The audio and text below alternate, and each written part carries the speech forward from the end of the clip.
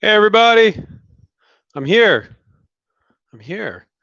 So my name is Andrew Krauss. I co-founded InventRight with Stephen Key over 20 years ago. And if you don't know why you're here, or you just clicked on the link spontaneously, I'm going to do a whole hour of Q&A on licensing your products for royalties. I got a light switch over there. Okay, it doesn't look perfect, but hey, you guys are okay. I was trying to put my headset down like this, but I tested it with my customer service manager, and he said that doesn't sound good, Andrew. I said, okay, in order to give you guys good audio quality, I will look like a geek and wear this headset, which I think is more important. I could take it off and go with the mic on the computer, but you guys getting good audio, I think, is more important than my own vanity. So I'm really looking forward to this. I enjoy doing this. I think for those of you that have been watching me during, I've been doing this every Wednesday for a while now. You guys can tell I enjoy it, and I love your guys' questions. Sometimes you just get great questions. I'm like, okay, I don't really get new questions because I've been doing this for 20 years, but I will get variations, and I'm like, well, I haven't heard that variation of that. And every once in a blue moon, I'll be like, wow, I never heard that before. So I think this is going to be a lot of fun. Go ahead and type your questions into the chat, and I won't be able to get to everybody's question, but I'll get to as many as I can. So let's give it a go. It's 5:10, 5:13 Pacific, so we're going to go to 6:10 Pacific, basically an hour from now, and then I'm going to call it a day. It's been a long day for me, but I know doing this is going to get me re-energized. So, um, does everybody know what licensing is? I mean, it's basically, I'll just do a 30-second thing here. It's it's not selling, it's renting or leasing your idea to a big company, and it will be their money, not yours, their workforce, not yours, and their existing distribution, not yours. In other words, distribution meaning all the stores that they're in, they're going to put your product in. Okay. I never know. I need to go back. I never watch myself in these live streams. I don't know if I'm supposed to look right in the camera. That just freaks you guys out, or I'm supposed to look over at the chat. I don't think you guys care. But anyway, let's go ahead and get started. Saeed seems to be a regular here. Um, Saeed says, "Hi, I want to license my idea to an international company which operates in over 100 countries. The product has potential to be sold in all those markets. Do I need an international patent? Thanks." Um, okay, so you're probably not going to license your product and it's going to sell in 100 countries. Very few products that's the case. You might license to a multinational company, maybe a European company or American company or Canadian that happens to be in the US and they happen to be in Europe as well. But thinking that your product is going to sell around the world in 100 companies is a delusions of grandeur. Now, I always joke that when you're licensing, you can have delusions of grandeur and you're not actually delusional. Because if this big company has distribution in Canada, the US, 5 European countries, Australia, and 2 African countries or something, that would be insane for you to try to get that distribution to start a company. But to license to a company, a big company that has that distribution is realistic. But to think that your product's going to be in 100 countries, um, how many companies have distribution in 100 companies? Not many. Now, with that said, when you do a licensing deal, if the company says we want exclusive worldwide, and you're like, well, you don't say this, but what you're thinking, well, they don't sell worldwide. So when you do the licensing deal, you go, well, I'm going to give it to you in the countries in which you sell. Is that a reasonable thing to do, Saeed? Yes. And could you then do a licensing deal in those other countries in which they're not in? Absolutely, you can. Absolutely. A lot of people will just move on to their next product because licensing in countries other than Europe, Australia, Canada, the US is quite often more difficult. Now, the way you get around that is you license to companies that have distribution in those countries. Like let's say the company is selling in the US and Canada, but they're also selling in Europe. So you're getting that distribution. And so that's a really simple answer to it. Saeed, I'm just going to answer some of these, I don't want to answer 2 of your questions in a row. I want to get to as many people as possible, but I'll do one more here. You do not want to sign a licensing contract in your own name. I got that sentence from the Getting In book. That's one of our little booklets that we have. I don't know if we're giving that out still. I think it's on our website somewhere. Do you mind explaining why? So yeah, what that's about is, and Saeed, I don't know what country you're in, but if you're in the U.S., when you don't have to file an LLC beforehand, but when you get interest and you do a deal with a company, you don't want it to be under your name. You want it to be under an LLC or a corporation. So, but if you don't have that LLC or corporation before you do that deal, that's fine. Don't freak out about it. Don't think, oh, well, I've been doing business under my name. I just have my name at Gmail. And it's like, they don't care. So when you get to doing the deal and you get to the contract stage, you say, look, I want to do it under this LLC, Andrew Krauss, whatever, or Saeed Nassab, whatever. And they're like, okay, we don't care. So what it does is it gives you an extra level of liability protection. So, but you guys are covered every which, let's talk about that. Every which way till Tuesday, and international students even that much more. Sorry, you guys aren't students of ours, but you're fans. But well, I will say students because we have students around the world. But so the first level of protection is the consumer. Like I've had a few people. I've had 2 students license ladder related products, obviously a high liability product because people fall from ladders and get hurt. But if you license to a ladder company, they're used to that liability and they have insurance for those types of products, so it's fine. But if let's say somebody falls off this ladder, and let's say it's a stabilizer at the bottom of the ladder, and they want to sue the company, they don't even know you exist. You're invisible. Now, we've had students license products where they put their name on the back of the package or even their picture, but that's like maybe 2% of the deals that our students close where they do that. So they don't even know you exist. And even if they did know you exist, they want to sue the company with deep pockets. So your first level of protection when you're licensing products as far as you being sued is that they don't know you exist. Second level is even if they did, they want to go after the big company, not you. But let's say they did want to go after you. When you do a licensing deal, you want to insist that you're covered under that big company's product liability insurance. And most of the time, they can add you to their product liability insurance, which almost all retailers require anyway, and it doesn't cost them a dime more. So if they can add you to their product liability insurance, which is usually at least $1 million, if not 2, if somebody did want to sue you, which they're going to go to a big company, not you. I can't guarantee that, of course, but you're also covered under their product liability insurance. Now, another layer, it's getting kind of ridiculous here, is if you did the deal with the company under an LLC, which is very affordable in most states. Some states it's as cheap as $40. In California, I think that's probably the most expensive. It's like $800. In the state of Nevada, where I live, it's about $200 a year. It's adding an additional layer of protection. So if they sue the LLC and there's no money in the LLC, you could just go, okay, I'm just going to let that LLC go by the wayside.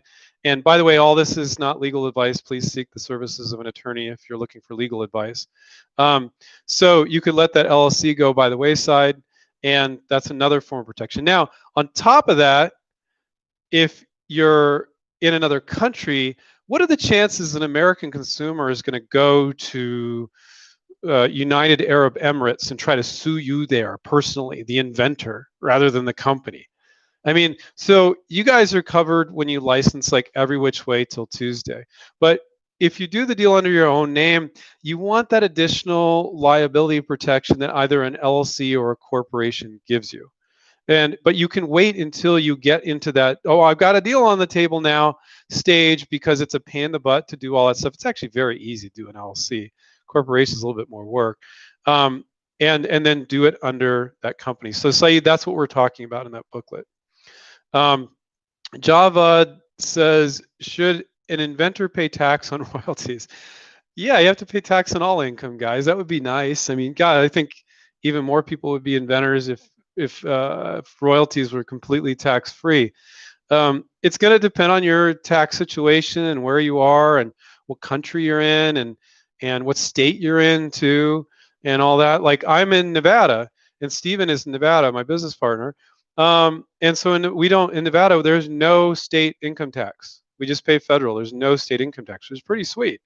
One of the many reasons why I live in Nevada. So it's going to depend on your tax situation, but yeah, there's royalties aren't tax free. But your situation is going to depend on who you are, so you got to contact your tax advisor.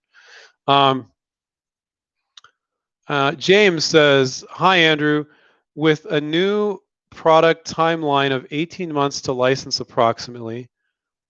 I don't know where you got that 18 months to license. Maybe, I don't know. "Is there any way you know of to fast track COVID related products?" Yeah, find a potential licensee that wants to launch it really quickly. That's how to fast track it. So as always, you contact all your potential licensees. You don't like overthink what they're going to say, because every company is going to say something different. Every company is going to have a different perspective. So, and everybody's company is going to be in a different place. So you need to talk to the company about what their timeline is, what they're going to do, and then you put that all into the contract. So if it's really important to you that they launch in 12 months or 9 months or whatever it is, you can put that in the contract. But before you do that, talk to them about it, see if that's their plan, and it's negotiable. So the way to fast track it is call every potential licensee, get the deal on the table, and see what they're willing to do and negotiate it, and then make sure it's in the contract and what you're going to hold them to. Sorry, I paged up too quick there. All right, Wayne. A few of my inventions are on the market, but mine are 3 to 5 ways different, but still the same genre of product. How different do my inventions have to be to not infringe on others? There's no way I can answer that, but I am going to give you an answer anyway in a general way, which I think will be helpful for you, Wayne. But it's all going to depend on what these other patents are, or what the protection is on these other products. But here's the deal. Most products aren't patented. Most products are not patented. I'll say that again. So like if you see like 8 companies doing this type of product, more or less guaranteed there's no patent on that.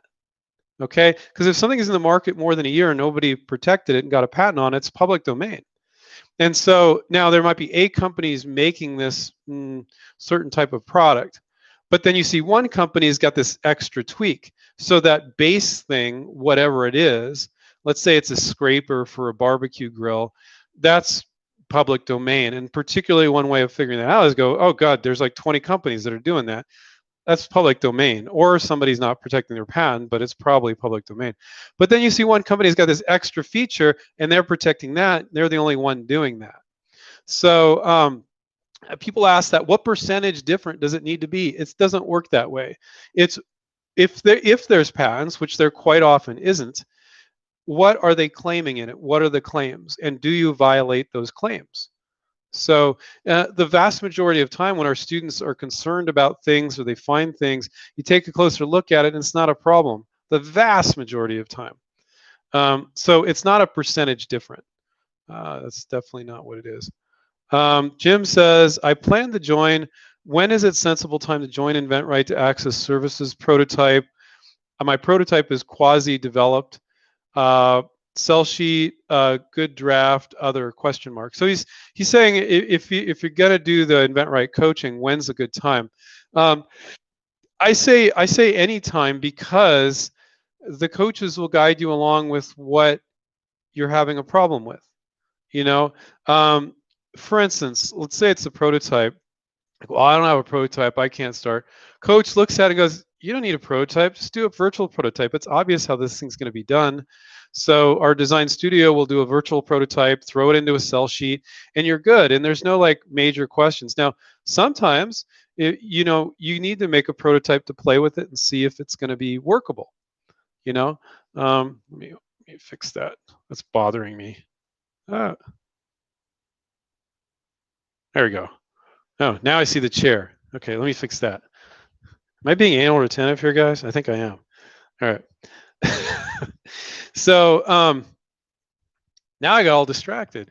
Yeah, so maybe you need to prove it to yourself that it's going to work. But quite often you can go, oh no, I know they can make that. I'm having a hard time making a prototype, but I know they can. So you just do a virtual prototype. What else do you say? Sell sheet. That's absolutely not necessary. I mean, I would say 95% of the students that have, vast majority of our students, a huge percentage, don't have a sell sheet when they come to us. But the ones that do, 95% of them, it's not good enough. And we're really picky about that because the sell sheet is your salesperson. So you don't need to be a salesperson. So when you send the sell sheet, it's doing all the selling for you is so important. You want to look, your coach needs to look at it. You need to look at it. You need to think on it. And they need to look at it and go, oh, yeah, my customer would want that. Now, they might look at it and go, oh, I get it, but nah, not right for us. That's fine. But you can't confuse them. So, I do not think at all that a new student needs a sell sheet. I don't think they need a prototype. Um, if somebody was, I'll even go as far as if somebody's like, well, I'm really open to working on any of these 8 products. Great. The coach can help you pick which of those 8 products. Now, the larger majority of our students are like, I got other products, but this is my main one I want to start with. I would say that's a large majority, but we do get a percentage that are like, I get people are like, I got 200 ideas, Andrew. I'm like, well, your coach isn't going to go over 200. We'll give you some criteria. Let's get it whittled down to like 5, and then let's see if one of those 5 is going to work. So it could be like, I got a ton of ideas. Now I'm even open to, which is a very small percentage of our students. Hey, I just want to do this. I love the licensing business model, and I don't have a particular idea. And I say, oh, the coach can teach you how to study a micro category and then invent for the marketplace. And I've had, but that's a much smaller percentage of our students. Most people come on board like, oh, I got this one idea. This is my burning idea, or I'm tired of seeing my products come out in the marketplace. And like, I came up with this, and then I saw it come out, and then a year later, I saw another product come out. I'm like, I got to start working on this stuff, So I think the main benefit of getting coaching is the direction and the guidance, and you're not like all by yourself, like going around in circles with your own thoughts. It's like, oh, for this product, and the coach is looking at it, they know it, this is the right thing to do. Look for companies here, do this, do that. And that's huge. And so you could spend forever getting ready. But that's my biased viewpoint. If you want to get a rough sell sheet together or make a prototype or something, that's fine. So I think it's a personal choice. Thank you, Jim. That was from Jim. Keith says, I really enjoy these webinars. You're welcome, Keith. It's a YouTube live stream, man. Make it sound cooler. It's not a webinar. I'm just kidding. Gary Vaughn, Gary, there's a company I'm considering submitting my idea to, and it turns out my IP attorney already has a somewhat of a relationship with them. That's bizarre. Patent attorneys don't have relationships with anybody normally. I'm making a joke, but really being kind of serious too.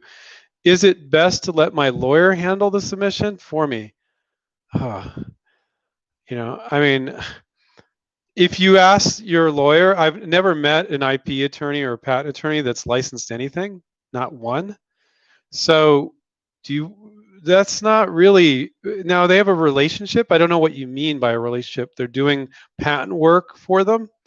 That's pretty unusual. I would say it might be okay. You could ask them what you think. I don't want them like taking a percentage, because you can go directly to any company. You never need to give a percentage to some invention scam company or your attorney for making an introduction or something like that. So that's really, you really gotta kind of, I don't know what you mean by a relationship. Maybe they did patents for them. That might be okay. Oh, hey, I know this inventor and they have something I think might be a right match for your product line, and make an introduction, great. But here's the real question is, are you pushing out to 10, 20, 30 other companies? Are you resting on that one relationship with your attorney? That's not playing the numbers game you need to play. Now, you still should do it, go ahead. So I think it's okay. I don't think they should get much of anything for making the introduction, if you ask me. Kind of depends on how they know them. Let's see. Kelvin, what type of documents or prerequisites do I have to get done before calling a company about an idea? Okay. That's a good question. I like that. Real basic, but a great question. Um, what are the main things you need? You need your sell sheet or video sell sheet.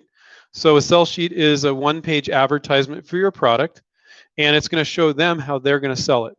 Not, oh, we'll get rich, we'll make money, it's going to be easy to manufacture. None of that crap.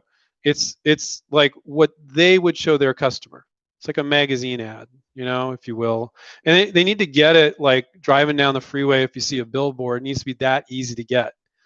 So you need that. That's one. You asked what documents you need, Kelvin. So I like this question.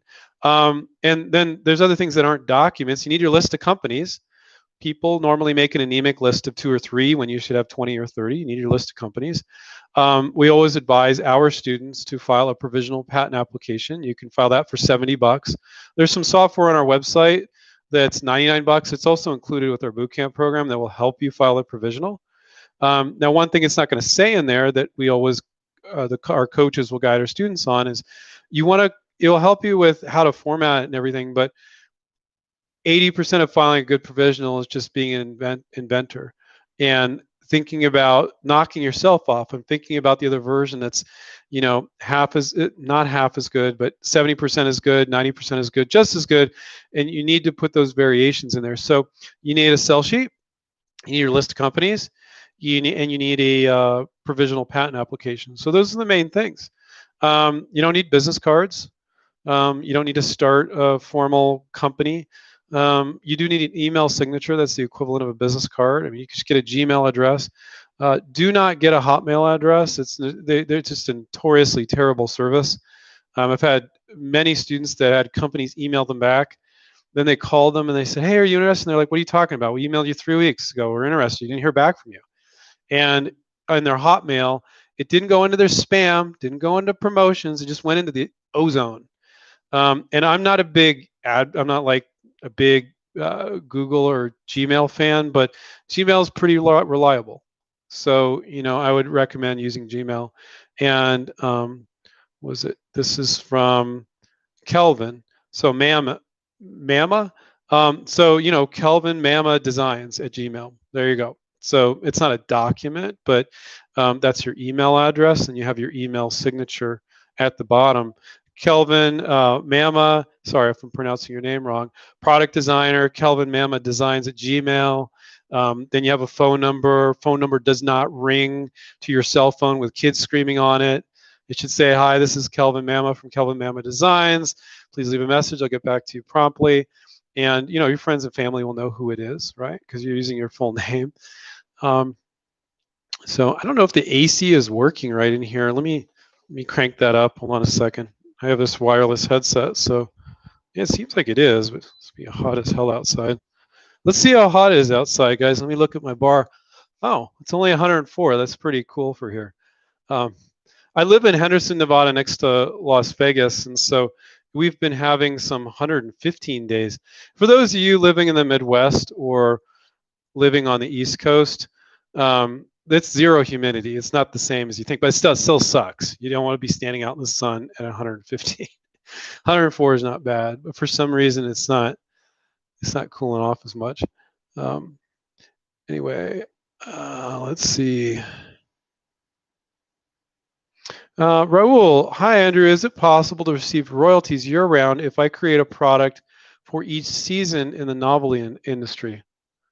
Sure, yeah. And so this goes to the whole like seasonal thing. So maybe you have a gardening product or a novelty product, or like it's for Valentine's Day or for Halloween or whatever. So you're not going to get royalties year-round. You'll get this big chunk during that period of the year, during Valentine's or during Halloween or whatever, and then it's dead the rest of the year. Now, some products aren't dead, they're just a lot lower the rest of the year. So if your goal is to receive year-round royalties and you're doing exclusively seasonal products, you could, I've never had this question before, it's a good question, Raul. You could license in different seasonal categories to get that. It's hard to judge that. I mean, yeah, most products are not seasonal, and you're going to get year-round royalties anyway. But it's an interesting question. Yeah, if that's really important to you. The question is, do you want to work in those different? I mean, if like you work in Halloween, like Halloween, and then you work in Valentine's Day novelty. Are those the same companies? Is it even the same industry? Maybe, maybe not. So, but it's a fascinating question. Um, Arthur says, how would you communicate an invention to an Eventbrite coach without offending him or her or sacrificing our relationship? For example, if I had an invention that promotes Christianity, but my coach is Muslim.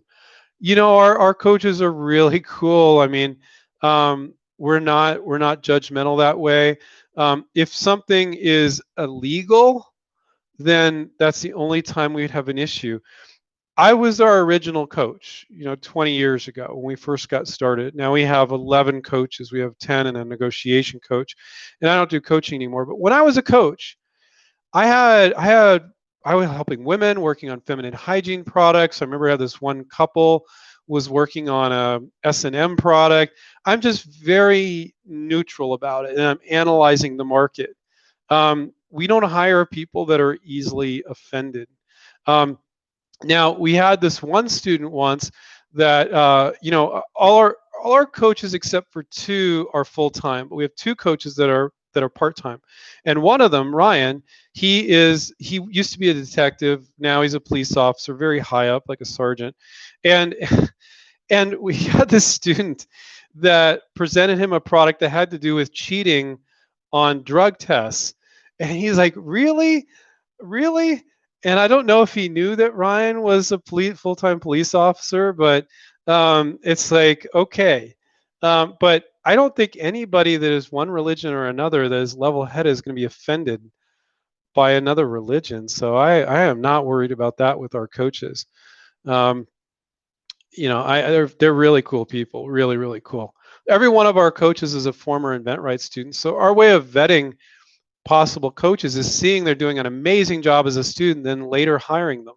So our hiring process is more in depth than anywhere else. Like in a corporation, you look at their resume, their boss says something, you don't know if they really were like that. But we know what these inventors were like because we experienced it firsthand. And so we hire like super exceptional InventRight former students. Like I think a couple times ago, we interviewed 16 exceptional former InventRight students and hired one. So we're very, very picky. If anybody would be upset that you had a product for Christianity, but their coach was Muslim, they would be fired because that's not acceptable. You have to be open. Now, if it was something that they were really sensitive about or whatever, but I can't think of a scenario where that happened. We would just move you to a different coach. We got plenty of coaches. So that's a fun question. I like that question. So Arthur says, that's the second question, but I'll answer it real quick. Should I protect my t-shirt design on Teespring? If so, can I protect it in bulk? I don't know what Teespring is. Is that one of those websites where you sell your own t-shirts and they just print it for you and ship? I don't know. I don't have time to look it up right now. But automatically when you do things, they're copyrighted. And if you put the TM, you notice it up here. It's automatically trademarked as well if you're using it in commerce. Now you got the registered trademark. Actually, InventRight now is registered, but we went 18 years without registering it and only recently registered it. So that's a long, boring story. But so can you protect it in bulk? I don't know what you mean by in bulk, but your copyright, if you're doing designs on t-shirts, your artwork, your sayings, whatever, that's automatically copyrighted. So you can send it to the Library of Congress, or you can just put the little C on it. It's your choice.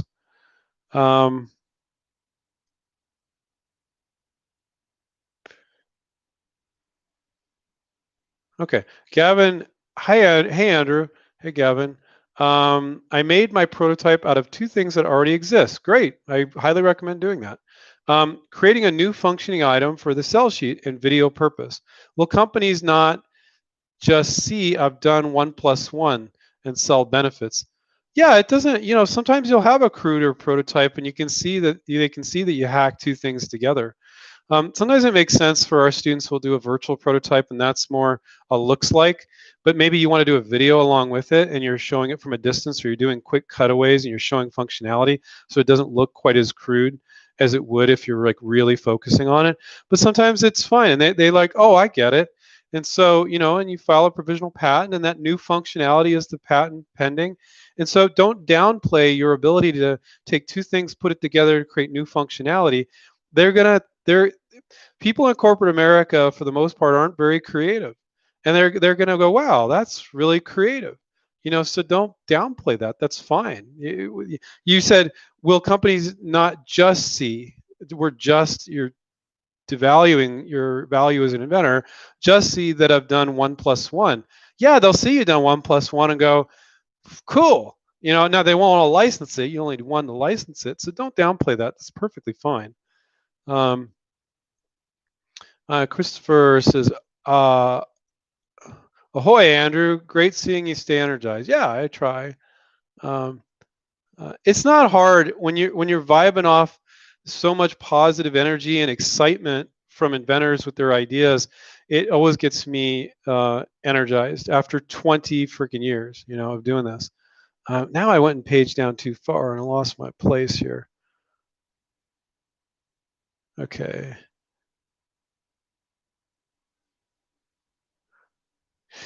Ken says, thanks for the info. Even as a student, he's an event rights student, I pick up a tip or two. Cool. Gary Vaughn, Gary, how do you negotiate a license deal if a company wants to buy your patent flat out? Does this happen often?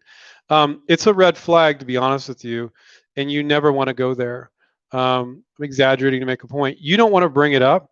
If they bring it up, say, yeah, I can get you a rate, but I think it makes a lot more sense.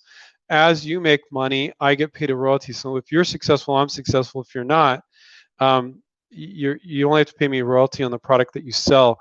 They will never ever, I say this on almost every one of these, they will never ever pay you what it's worth up front. You'll always get more money as they sell it. You get a royalty paid quarterly every 3 months. You do not want to go there. And just because they bring it up, sometimes it could be because the person you're talking to doesn't understand licensing. It could be because they screwed some other inventor before, like, oh, that inventor, they just took $8,000, like, and we would have been paying them $200,000 over a period of years. It's not a good idea. We don't do those deals.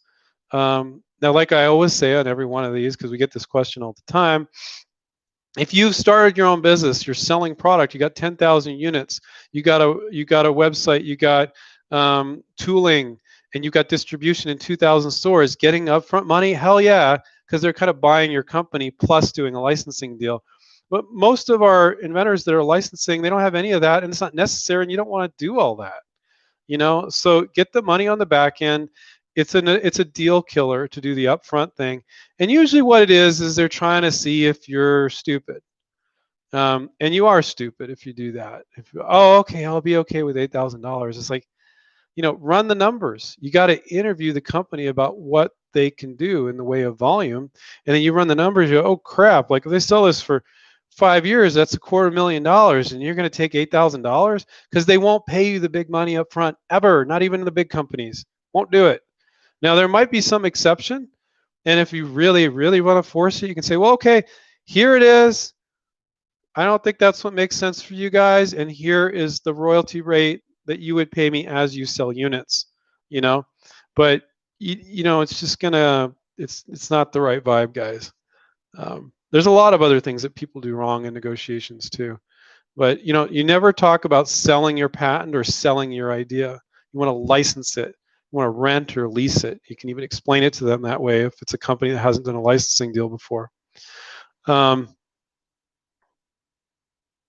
interesting. Chad, what's the recommended way to set up your licensing contract so that if you die while the contract is in place, royalties will continue to be paid to your spouse and family instead of just stopping? Yeah, you do that. you specify that in the licensing agreement. There are no rules, guys, of the licensing agreement. It's whatever you put in there. What company would argue that? I think by default, I'm not an estate attorney, so I would think by default it would automatically default to them, to the spouse. But why not go ahead and cover that in there as well? And absolutely, I would do that. Um,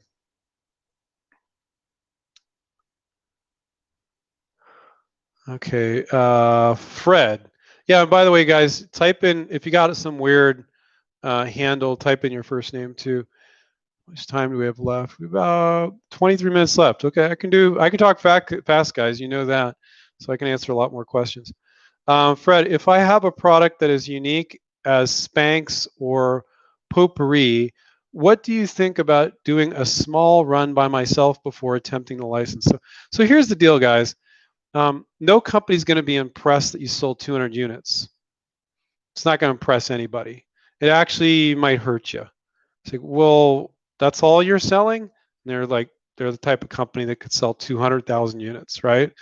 And so, now there's ups. First of all, it's a lot. It's really hard to do that. If you want to sell or give some units away to get testimonials, that can be beneficial. But would I recommend that everybody do that? No. You want to show good marketing, so you show them how you're going to sell it. Their marketing managers, they have a gut instinct about these things, you know, and so you doing a small run or people raving about it on Facebook or something isn't going to impress anybody. Testimonials can be beneficial. You get the individuals to sign an NDA, they say they used it, but you only need, like, how many can you fit on a sell sheet? Like 4 or 5 at most. So, I find it can actually hurt you. I know some of you are venturing your product, and then you kind of play it down and you say, well, I've just been testing, and that's not my thing. That's why I'm licensing it to you. But some marketing managers will go, oh, really? That's all you're doing? Like, hmm. So I generally don't think that you need to do that at all. It doesn't mean you'll get a higher royalty rate or any of that. Absolutely not. Um,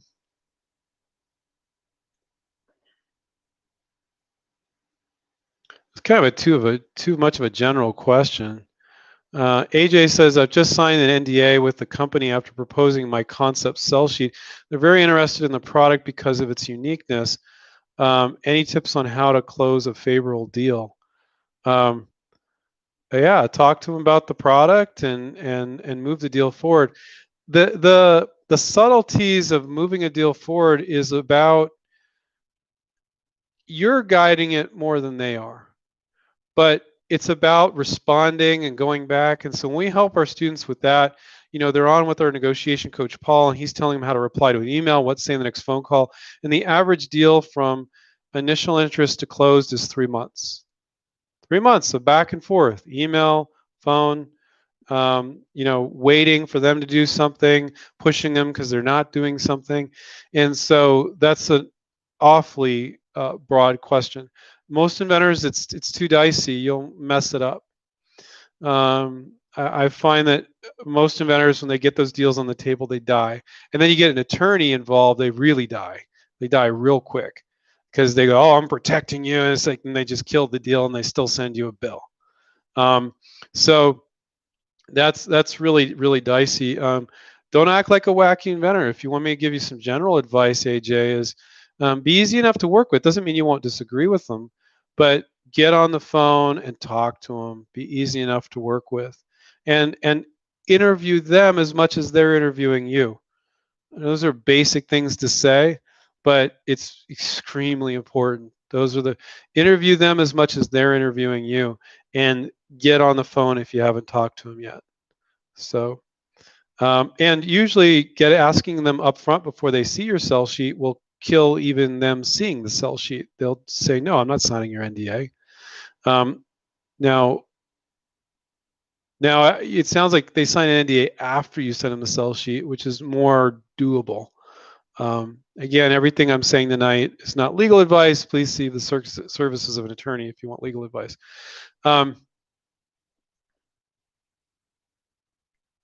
Rainflake says, how do you know that your licensee is quoting accurate sales numbers?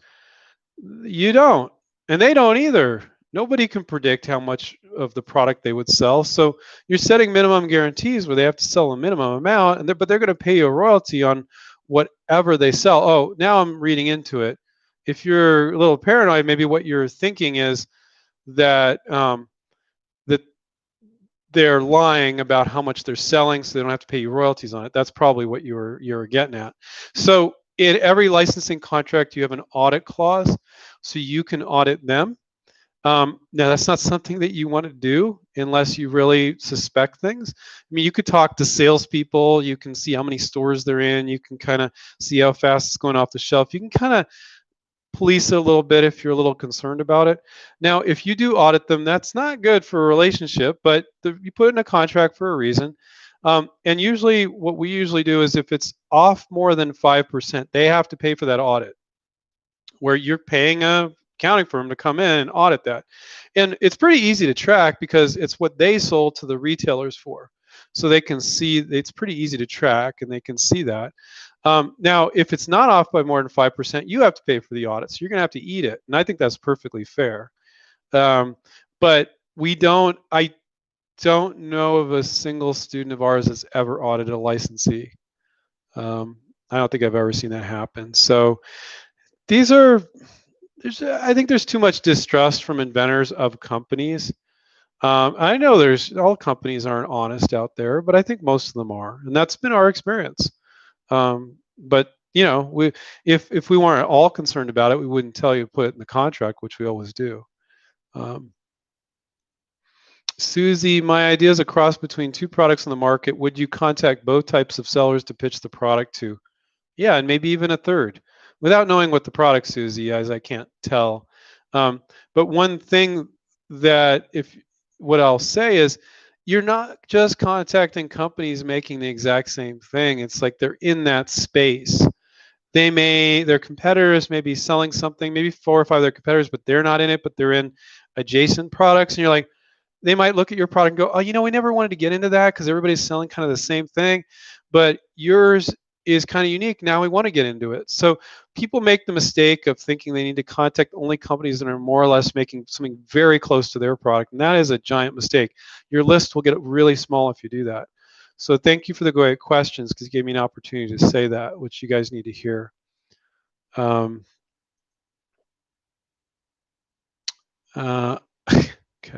it's funny.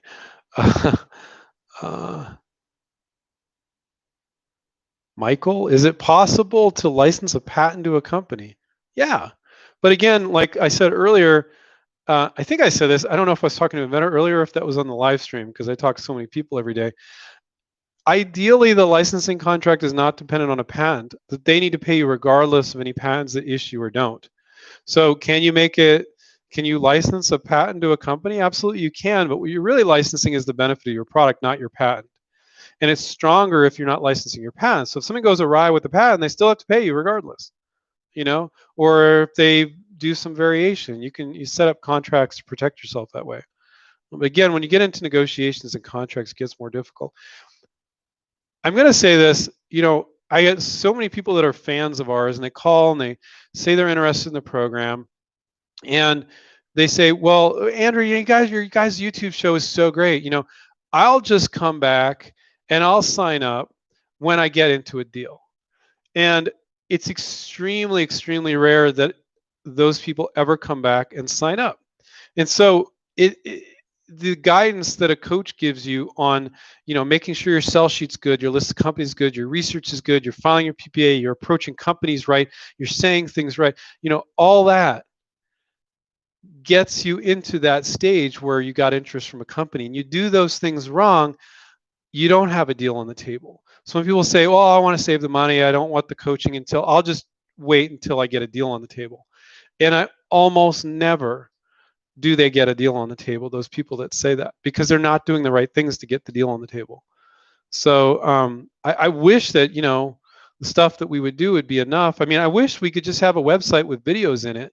And, people call me up and say, hey, and I'm on the beach with I'm way far, about 4.5 hours from the beach, but on the beach with my wife and my 7-year-old daughter. And they're like, hey, Andrew, I just licensed my 5th product, just been watching the training videos on your site, and I would be in heaven. I love our employees. Our company is amazing. We support like 25 employees and their families, but it would be easier if I didn't have to have employees and we could just provide education. It doesn't frickin' work. if without a coach guiding you, oh no, why are you worried about that? Don't do that. That's a waste of time. Oh, that company said that. Don't freak out. Do this, do that. That is something that only a coach one-on-one can address. Oh, for your product, do this. And so I wish that we could just offer a membership site with videos and people be licensing products. We started out that way 20 years ago. It didn't freaking work. And people were raving about us. You guys are the greatest. I understand this stuff. You guys are so fantastic. I was checking in with people. A lot of people weren't doing the work. People that were doing the work, they weren't getting deals on the table. And Steve and I talked, and I said, dude, this isn't working. I'm going to be our first coach. And I was our first coach, and that's when we started, our students started doing licensing deals, not when we just offered the education. So that is not a sales pitch for coaching. That's just the truth. Now, does that mean that you guys can't watch this free live stream and watch our YouTube videos and you can't license a product? You absolutely could, but you will mess up a whole bunch of stuff, guaranteed, even with all these videos. And you'll overthink things and do different things wrong. But if you're really sharp and you're really paying attention, you're adjusting constantly, you can do this. I don't, but it's pretty rare that I see fans license stuff as opposed to our students, because you're just not getting that additional help. Let's see.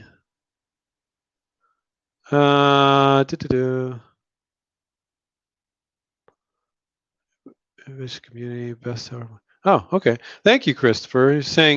Christopher saying, thanks for the timely information to the innovation community. Andrew, I like innovation community. I like that. Best hour of my week is Wednesdays at 5. Thank you. That's really cool. We do so much free education of inventors. We are not afraid of giving a lot of information away for free, and I'm very proud of that. It starts out with the roots from me running Inventor Association in Silicon Valley, Stephen being a speaker, never really having met another inventor. He saw that I really understood inventors, and I'm like, yeah, dude, and they really like you. Like, they're understanding licensing by listening to you. And we teamed up, and here we are 20 years later. We've had students in over 65 countries, students licensing products all the time. Really, really proud of that. But we'll always be doing a lot of free education. So hopefully it's really helpful to you guys.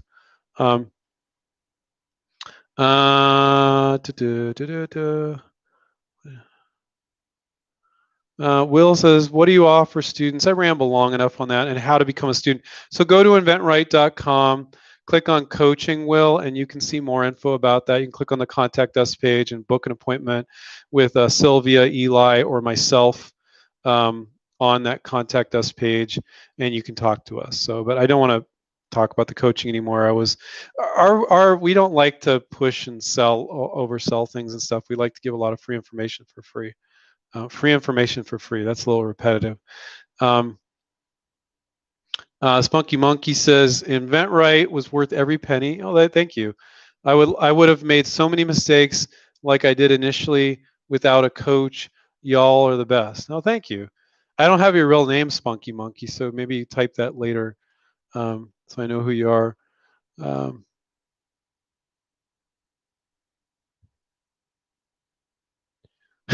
Chad says, I think we'd rather see a background of some rolling waves on a long, gorgeous beach somewhere. I think on Zoom there's a background like that, but I'm on YouTube. I don't think I can do backgrounds on here, but yeah, probably something besides this would be more exciting. I'll see if I can pull that off, guys. I think I need additional software for that.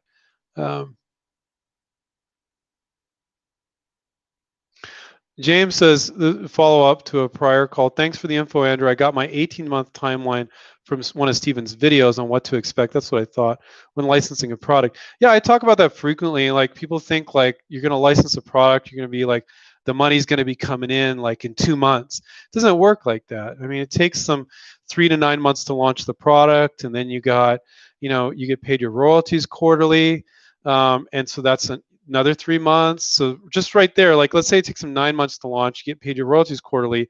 You had 3 months to 9 months. That's a year. So I think Stephen was being conservative and saying 18, which I would agree with. There's a lot of situations. I think a lot of our students we got a lot of students closing deals right now And I could see some of those deals like taking them an additional 3, 4, 5 months to launch the product because of the whole what's going on right now in the environment. Um, and I've been told on YouTube you're not supposed to say those words because it will change your listing or you'll get less hits or something like that. I don't know if that's true, but so that's why I'm not calling the what's going on right now by name. Um, oh, Vic says, last question, can you give me any information pertaining to companies and how to find out if they have lawsuits against them? Um, yeah, I mean, potential licensees, I mean, I would type in the name of the company space lawsuit or the name of the company space complaints and see what you can find. I think that's a pretty, I'm sure there's some legal way of doing it too. Um, but I think like if you have 30 companies, do you need to do a legal background check on those 30 companies? That's kind of a waste of your time. Like, you know, if you did a quick check, company name, space, lawsuits, okay. But if you contact 30 companies and 4 are getting back to you with some interest on, okay, check out those 4. So I think that keeps it a little bit more practical and definitely check them out before you do a deal with them. Um, Samuel, hey Andrew, I'm working on a board game and one way to win is by points. Should I create a score sheet or is that not important and have the company make one? Um, yeah, I mean, if it's a board game, I mean, gosh, you could pay a graphic designer $15 on Fiverr or something to make a nice looking score sheet, you know. But you got to figure out, Samuel, what you're going to send with your board game and how you're going to represent it. Are you going to show a video showing the gameplay, all those sort of things? So without knowing more information, I can't answer it specifically, but I think what you want to sell when you're selling a board game, are you selling the fun factor? Is it intellectual? What is it? You want to sell the fun factor for the most part, the play factor. They need to see that interaction, you know?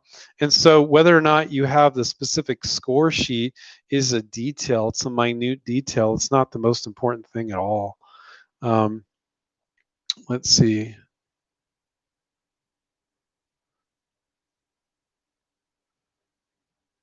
I don't understand this. Christopher, should a PPA and or a patent description the visual appeal or fashion benefit or uniqueness? Christopher, that's just a random collection of words. I have no idea what that means. I don't know what that means, man. I just don't know. That's fine. We're laughing with you, Christopher, not at you. So, and don't get upset if I don't have time to answer your question. If you type it in real quick at the bottom, okay, I'll page down and I'll look at you. You can rephrase the question. God, there's a lot of questions here. I'm gonna just jump around and find some of the random ones. Okay, let's find something simple everybody can benefit from.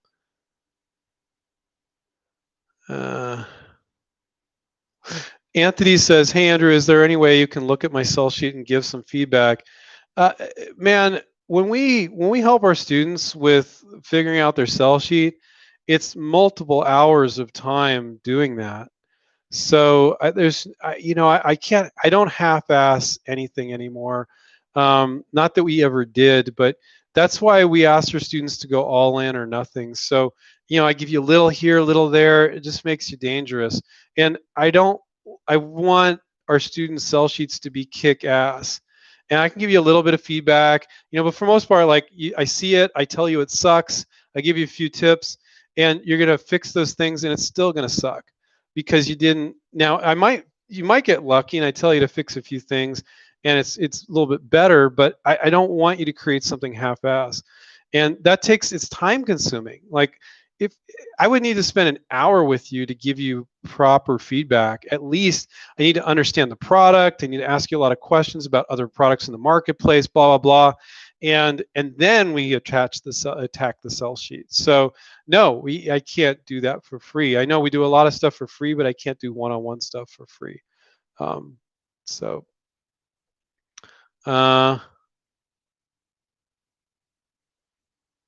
let's see. Let's see if Christopher. Oops, no worry. I hate to joke about somebody and then not give them a chance. Oops, no worries. Should a PPA or patent description include the visual appeal, fashion benefit, or uniqueness? Great. Thank you, Christopher. It's very articulate. Um, should the PPA or patent description include the visual appeal, fashion benefit, or uniqueness? Uh, no, you want to include, so sell sheets or video sell sheets are including the marketing, and it's like, if it's a fashion appeal, it's got to be the right colors, right angle, you're showing it working, and you want all that. That's not important. PPAs can be boring as hell, and so the visual, if you includes the visual appeal or fashion benefit or uniqueness, fine, but it's not important because that's not what you're protecting. And with patents, you're protecting functionality, so you're showing that hinge. It hinges here, and you're showing it, and then you got the description up here, and you're saying see figure 5, and it's showing it down there. So it can be boring. It's so much the opposite of marketing presentation. So thank you. That's so. But it can include that fashion stuff, but it's not necessary, because in a PPA you could scribble with crayon and throw and they won't reject it. It doesn't matter what you send. As far as them rejecting or not rejecting it. But if anybody needs to come back and look at it, you want it to be well done. So you can have that extra stuff in there, and you should be fine. But you're not missing anything if you leave that out. It's okay. You're protecting the functionality of it. 608 questions for maybe 2 more. I talk so fast I could probably do 2. Let's see. Let's see. I'm eating up all this time by trying to find one. This is the easy one. Giselio. Well, it's Giselio Music, but so I don't know if it's the first name, but kind of a cool name. How do I sell toys to Disney or other companies? So Disney doesn't make most of their toys. They license the rights to other toy companies to throw Mickey Mouse or Cars, or my daughter's into Descendants is a big thing. She's just about to turn 8 on July 30th. And so, if you want to put Descendants on your t-shirt or coffee mug doesn't make sense, on another product, then Disney licenses other companies the right to, like, I think my daughter wanted a Descendants dress. One of the characters, a certain dress that one of the characters wears. So if a company's making costume stuff for little girls, they could license that, and they would have to pay Disney a royalty to do that Descendants dress. It needs to comply with a certain style sheet. So most of the time, for Disney, for example, you're not licensing to Disney, you're licensing to Disney licensees. So now what's happening there is that company that's making that Descendants dress is paying Disney a royalty and you a royalty. And you're usually going to get a small royalty because of it. And it's kind of like brand licensing. And so, but you're okay with that because, God, like every little girl right now is watching Descendants, and you're going to sell more. So that's perfectly okay.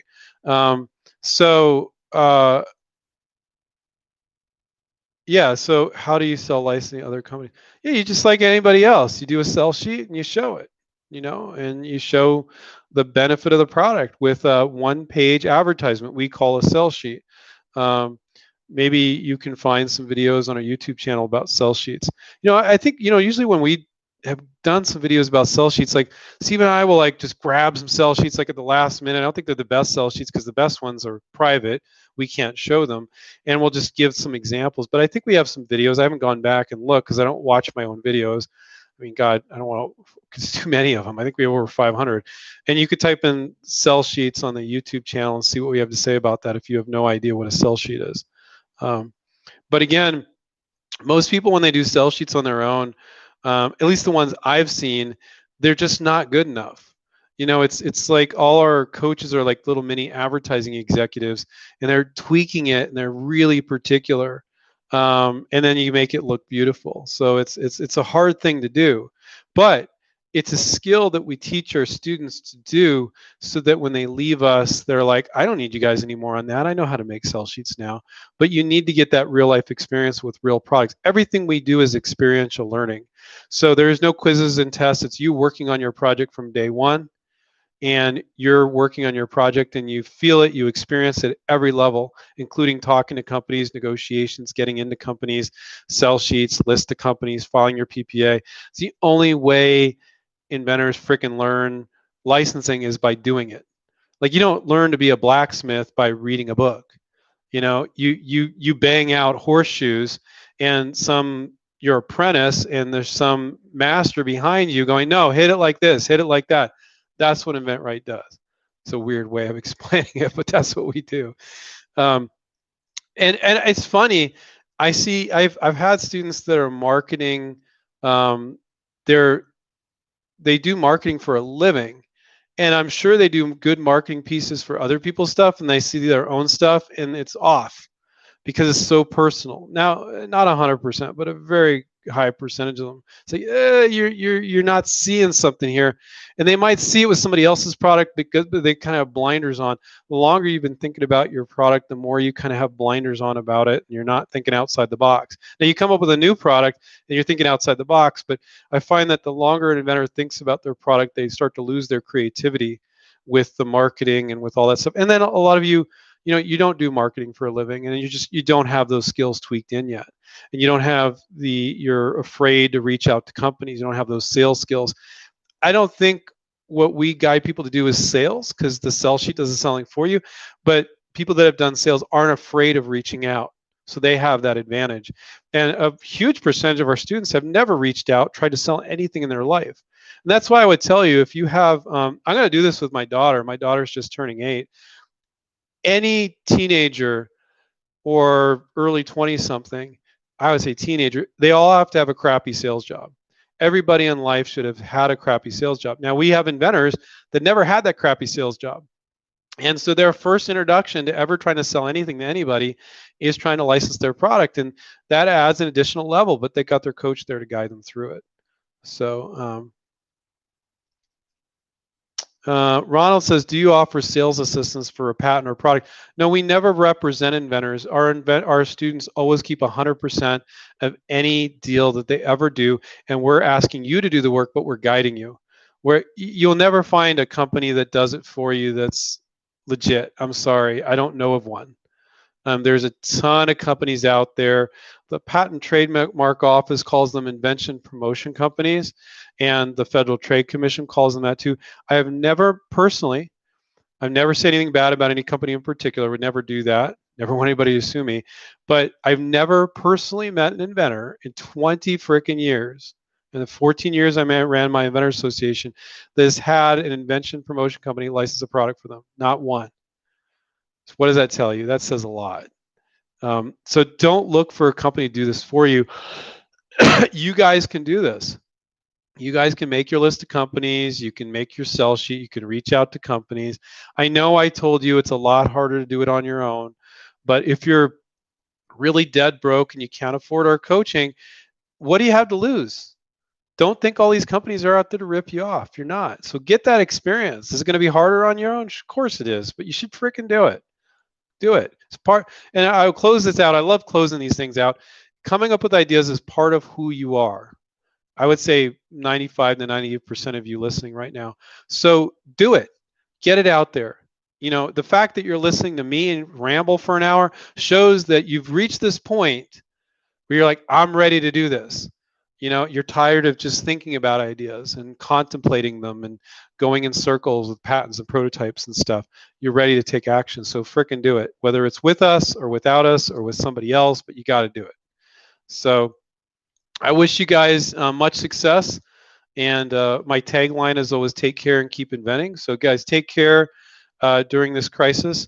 Be careful, stay healthy.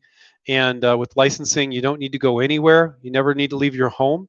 And so get to it and start working on it. And watch our videos on our channel. And if you haven't subscribed, click on the like button and click on the subscribe button. We just hit 40,000 subscribers. We'd like to get to 100,000. That would be great. So do that to help us if you found this helpful. All right. See you guys. Bye.